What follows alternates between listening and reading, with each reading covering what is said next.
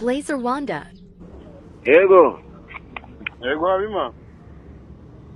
Ngo iki? Warumbwiye ngo iki ko ntari nkumvise neza. Nimba utumvise byihorera se njya mvuga kabiri. Kubera iki utavuga kabiri?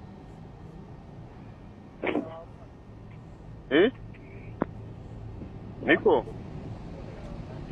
Halo. Halo.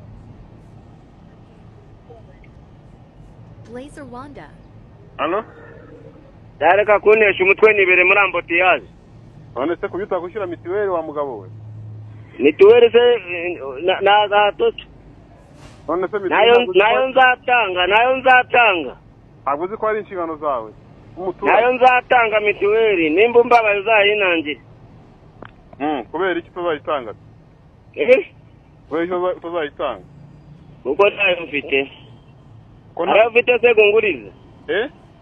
Arayo ufite gungurize nzayakwishyura. None se ntabwo ushaka kuvuza umuryango wawe? Uzabihorere bapfa narimbise mwashatse mukabyira n'irihari nimba apfa nzabashyingura. None se ubwo urumva ibyo bintu usubiza koko bikwiriye umuntu w'umunyarwanda usobanutse nkawe? Sava muri ibyo ngibyo ibyo byihora. Reka kunesha umutwe. Ariko ubundi ukubajije uramuzi cyangwa ntawe? Abakubajije urabazi cyane gupfa gusubiza uko ushaka. Uwari we wese nicyo mpfa nuko nta mafaranga mfite. Niko nuko usubiza ubuyobozi bw'umurenge. Nibwashaka bari bw'intara. Imitere ntabwo ari mizima wa mugabo.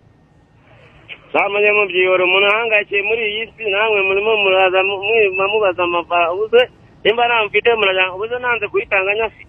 None se umwana we narwara ntabwo akeneye kwivuza? Narwara zapfe bamuhambe ubwo se sinakuvuga ko irindi mwaritanze se ari ubu. Ubu ni icyo uhisemo? Nibyashaka bizapfe nzabishyingura. Oya uhisemo nabi turabikubaza mu bundi buryo ntabwo ari byo rwose. Ntabwo bikwiye. Aha